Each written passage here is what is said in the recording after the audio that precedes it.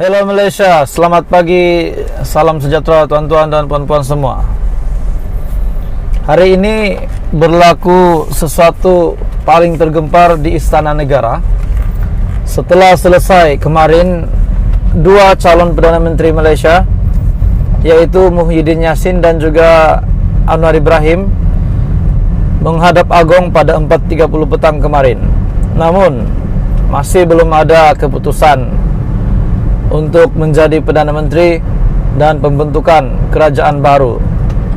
Sudah pasti rakyat Malaysia menjadi penantian rakyat Malaysia belum terjawab sehingga hari ini.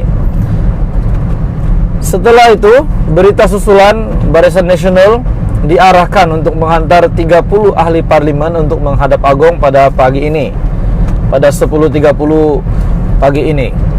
Setelah itu,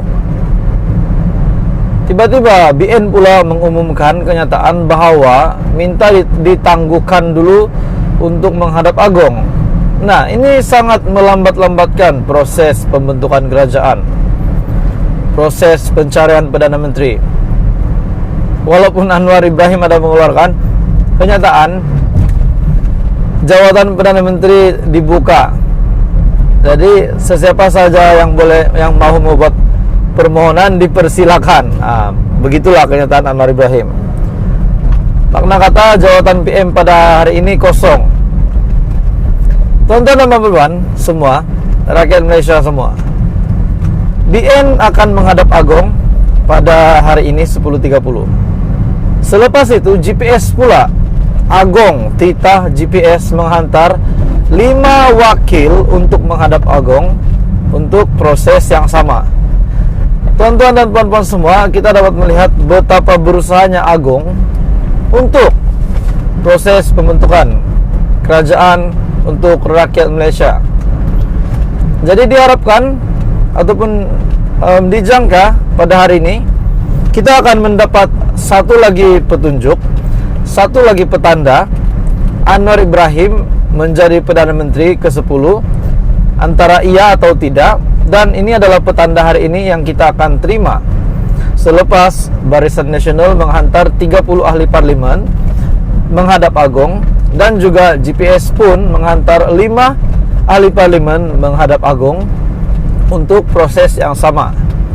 Jadi hari ini kita akan mendapat petanda lagi. Adakah Anwar Ibrahim akan menjadi Perdana Menteri ke-10? Adakah Anwar Ibrahim akan membentuk kerajaan baru? Boleh jadi antara tiga sebab ini,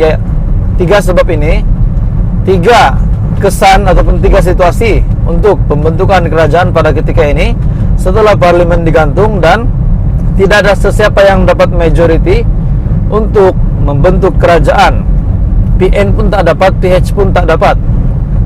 Jadi tuan-tuan dan puan-puan semua, terdapat tiga pilihan yang mungkin boleh berlaku pada Malaysia pada hari ini.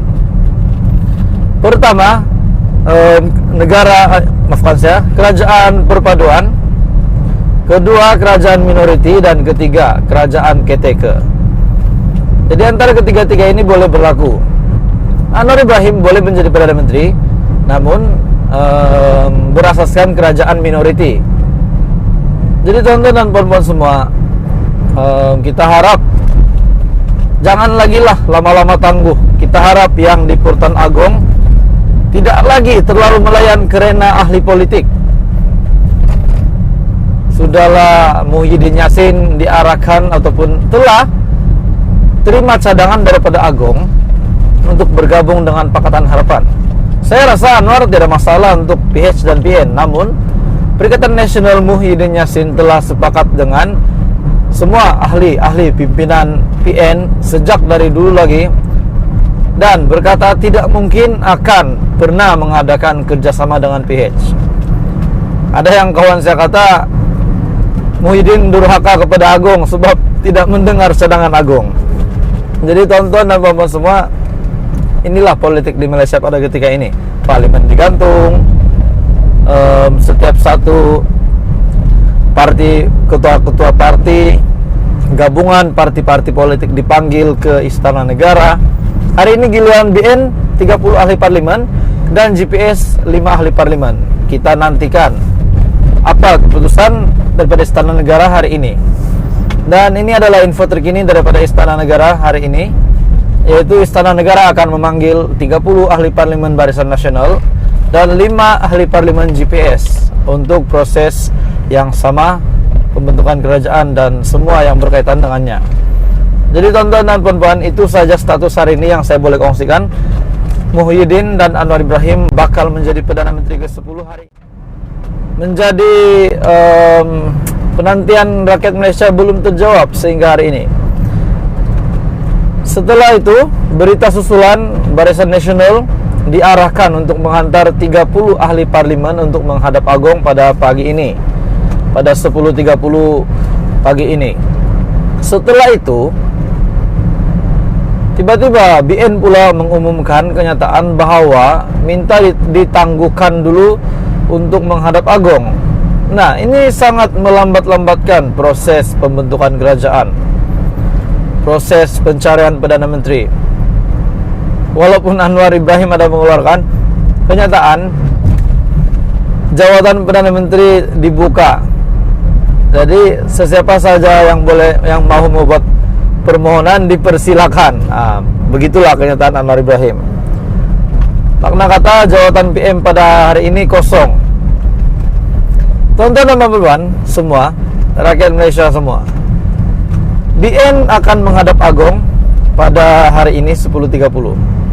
Selepas itu GPS pula, Agong titah GPS menghantar 5 wakil untuk menghadap Agong untuk proses yang sama. Tuan-tuan dan puan-puan semua, kita dapat melihat betapa berusahanya Agong untuk proses pembentukan kerajaan untuk rakyat Malaysia. Jadi diharapkan ataupun dijangka pada hari ini kita akan mendapat satu lagi petunjuk, satu lagi petanda Anwar Ibrahim menjadi Perdana Menteri ke-10, antara iya atau tidak. Dan ini adalah petanda hari ini yang kita akan terima selepas Barisan Nasional menghantar 30 ahli parlimen menghadap Agong, dan juga GPS pun menghantar 5 ahli parlimen menghadap Agong untuk proses yang sama. Jadi hari ini kita akan mendapat petanda lagi. Adakah Anwar Ibrahim akan menjadi Perdana Menteri ke-10? Adakah Anwar Ibrahim akan membentuk kerajaan baru? Boleh jadi antara tiga sebab ini, tiga kesan ataupun tiga situasi untuk pembentukan kerajaan pada ketika ini setelah parlimen digantung dan tidak ada sesiapa yang dapat majority untuk membentuk kerajaan. PN pun tak dapat, PH pun tak dapat. Jadi tonton dan puan-puan semua, terdapat tiga pilihan yang mungkin boleh berlaku pada Malaysia pada hari ini. Pertama, kerajaan perpaduan. Kedua, kerajaan minoriti. Dan ketiga, kerajaan caretaker. Jadi antara ketiga-tiga ini boleh berlaku. Anwar Ibrahim boleh menjadi Perdana Menteri, namun berasaskan kerajaan minoriti. Jadi tuan-tuan dan puan-puan semua, kita harap jangan lagi lah lama-lama tangguh. Kita harap yang di Purtan Agong tidak lagi terlalu melayan kerana ahli politik. Sudahlah Muhyiddin Yassin diarahkan ataupun telah terima cadangan daripada Agong untuk bergabung dengan Pakatan Harapan.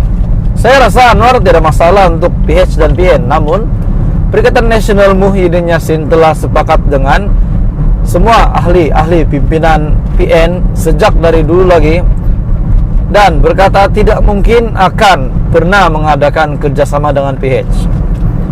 Ada yang kawan saya kata Muhyiddin durhaka kepada Agong sebab tidak mendengar cadangan Agong. Jadi tonton dan puan-puan semua, inilah politik di Malaysia pada ketika ini.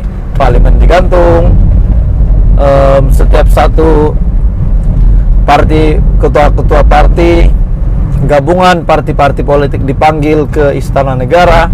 Hari ini giliran BN 30 ahli parlemen dan GPS 5 ahli parlemen. Kita nantikan apa keputusan daripada Istana Negara hari ini. Dan ini adalah info terkini daripada Istana Negara hari ini, yaitu Istana Negara akan memanggil 30 ahli parlemen Barisan Nasional dan 5 ahli parlemen GPS untuk proses yang sama, pembentukan kerajaan dan semua yang berkaitan dengannya. Jadi tonton dan puan-puan, itu saja status hari ini yang saya boleh kongsikan. Muhyiddin dan Anwar Ibrahim bakal menjadi Perdana Menteri ke-10 hari ini atau tidak, semuanya akan terjawab dalam masa yang terdekat ini. Teruskan bersama di dalam channel ini untuk update terkini PRU 15.